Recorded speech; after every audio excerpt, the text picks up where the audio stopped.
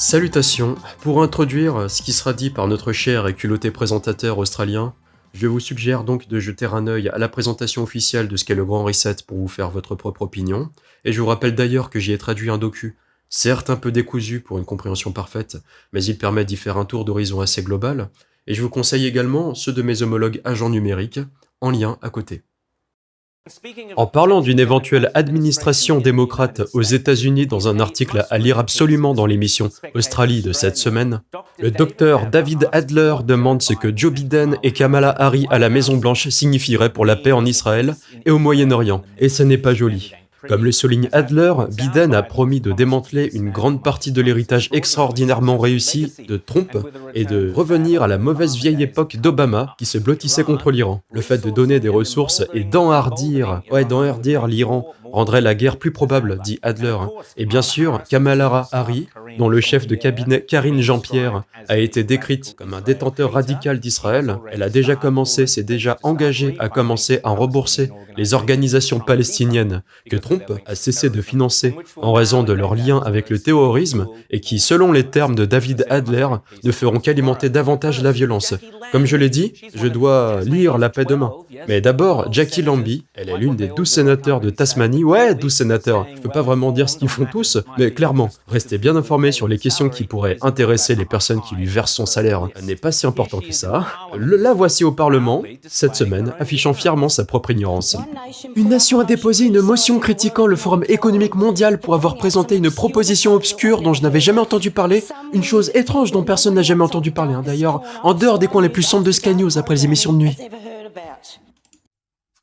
Eh bah Jackie, permettez-moi de vous éclairer, je suis désolé que les contribuables de Tasmanie vous paient plus de 200 000 par an pour rester spectaculairement mal informés. Mais voilà, ok, très bien, vous l'avez.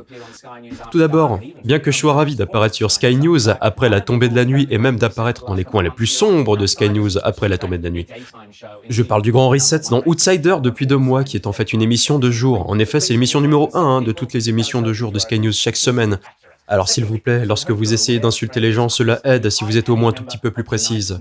Deuxièmement, comme j'espère que vous le savez, l'Australie est un membre des Nations Unies qui paie beaucoup.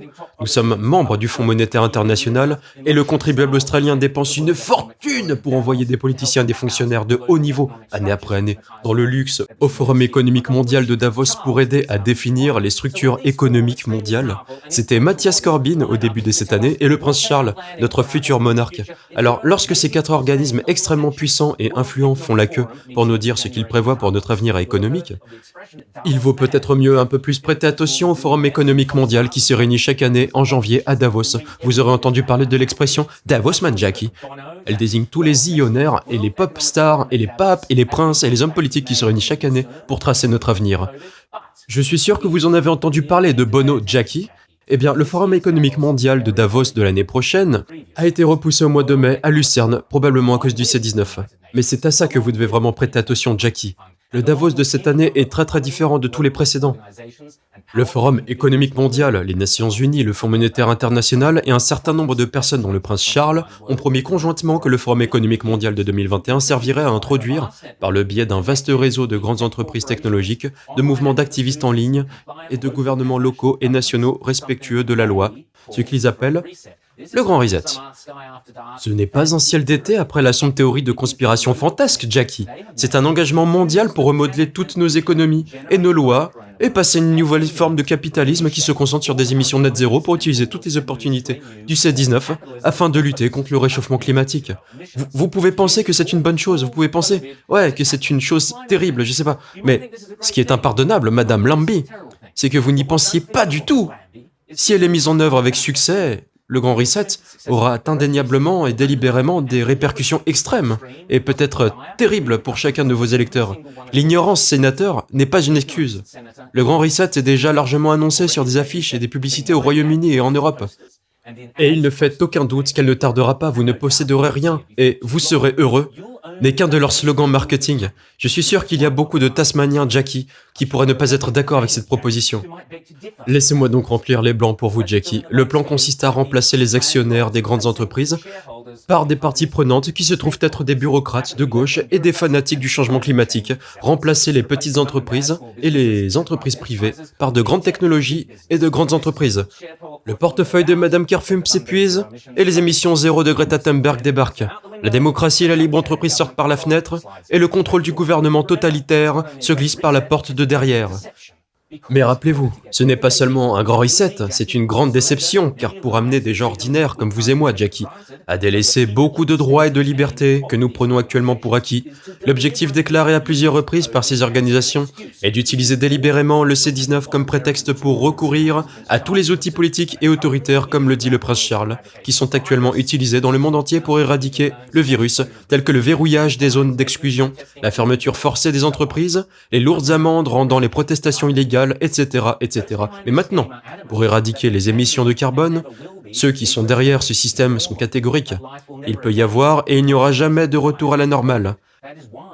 La vie ne sera plus jamais celle qu'elle était avant le C-19. C'est pourquoi il parle constamment de la nouvelle normalité. Mais rappelez-vous, Jackie, ce n'est pas moi qui le dis, caché dans le recoin le plus sombre de Sky. Ce sont eux qui le disent, les gens qui ont le pouvoir, les moyens et le désir obsessionnel de le faire. Et ils continuent à nous dire encore et encore précisément ce qu'ils ont en réserve.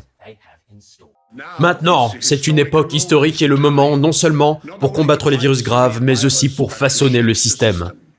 Nous avons une occasion unique, mais qui serait due rapidement de tirer des leçons et de nous remettre sur une voie plus durable. C'est une occasion que nous n'avons jamais eue auparavant et que nous n'aurons peut-être plus jamais. Nous devons donc utiliser tous les leviers dont nous disposons, sachant que chacun d'entre nous a un rôle essentiel à jouer. Le grand reset est une reconnaissance bienvenue du fait que cette tragédie humaine doit être un signal d'alarme. Il est impératif que nous réimaginions, reconstruisions, redéfinissions, revigorions et rééquilibrions nos mondes, rééquilibrer les investissements, exploiter la science et la technologie et faire avancer la transition vers des émissions net zéro. Tous les éléments de la grande réinitialisation sont fondamentaux pour construire l'avenir dont nous avons besoin. Ah, et si ce n'est pas encore clair, Jackie, peut-être que le Père Noël pourrait mettre ce petit présent dans votre chaussette de Noël. Le livre écrit par le patron du Forum économique mondial, Klaus Schwab lui-même, qui explique précisément comment les forces les plus puissantes du monde s'alignent pour utiliser la crise du C-19 comme prétexte pour introduire une nouvelle approche du changement climatique. Une économie mondiale qui dépouillera les droits de propriété et les droits démocratiques fondamentaux. Il ne cache pas ces choses, Jackie. Il l'écrit sur tous les toits! Encore plus de raisons pour lesquelles votre ignorance est inexcusable. Voici le prince Charles, il y a quelques jours à peine, portant un coquelicot et utilisant honteusement le symbolisme du jour du souvenir pour faire avancer ce même programme totalitaire, écofasciste et mondialiste. Avec l'urgence requise, j'espère, mesdames et messieurs, que vous vous joindrez à moi pour conduire un nouveau plan de type martial pour les hommes de la nature et la planète, mené par le secteur privé, afin d'aligner nos efforts et nos ressources collectives pour un impact maximal. Nous avons besoin d'un changement de notre modèle économique qui place la nature et la transition du monde vers le zéro net au cœur de notre mode de fonctionnement. Donner la priorité à la poursuite d'une croissance durable et inclusive dans les décennies à venir. Il y a de l'espoir que nous puissions transformer la situation, mais je crains que nous soyons littéralement à la dernière heure et qu'il soit vraiment urgent d'agir. Littéralement à la dernière heure ? C'est une hyperbole. Sur une question secondaire, le prince Charles agit maintenant de manière flagrante, en s'alignant sur l'agenda politique et commercial mondial, qui pue l'oligarchie et le fascisme. Cela rend le prince Charles clairement inapte au rôle de monarque de Grande-Bretagne ou d'Australie et la reine doit maintenant le retirer de la ligne de succession. Cela va bien au-delà de la plaisanterie et le prince Charles n'est pas mieux que les répugnants activistes de la rébellion pour l'extinction qui ont également profané le jour du souvenir en l'utilisant pour leur propre activisme de mauvaise qualité contre le réchauffement climatique. Mais pour revenir à la grande réinitialisation, le Forum économique mondial se vante sur son site web que la seule réponse acceptable à la crise du C-19 est de poursuivre un grand reset de nos économies, de nos politiques et de nos sociétés. Rien d'ambigu à ce sujet, Jackie. Et je dis donc bravo aux sénateurs Pauline Hanson et Malcolm Roberts d'un pays pour s'être suffisamment préoccupés pour soulever cette question au sein de notre Parlement fédéral, où elle devrait être soulevée, où elle devrait être débattue. La semaine dernière, le sénateur Hanson a présenté une motion pour que le Parlement australien rejette le grand reset. C'est assez simple, il n'y a rien à perdre, il suffit de dire « Merci Klaus, mais nein denke ». Ce n'est pas pour nous et nous n'enverrons personne au Forum économique mondial de cette année. Denke schon, gagnant-gagnant, hein. Vous économiserez une fortune en billets d'avion et en hébergement de luxe en même temps. Pourtant, malgré l'horreur du grand programme de réinitialisation, tous les membres du Parlement fédéral, des libéraux aux nationaux, en passant par les Verts, ont voté contre la proposition de Pauline.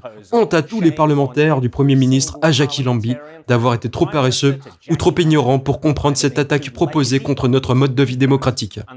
Ou, pire encore, d'y avoir donné leur aval. Honte à vous tous, vous êtes indignes, vous êtes... indignes de la confiance que vous accordent les gens qui aiment la liberté dans ce pays. En bonus, je vous passe donc un extrait de Klaus Schwab qui parle en juillet 2020. Nous savons tous, bien que nous n'y prêtons pas assez attention, à quel point le scénario d'une cyberattaque globale serait effroyable.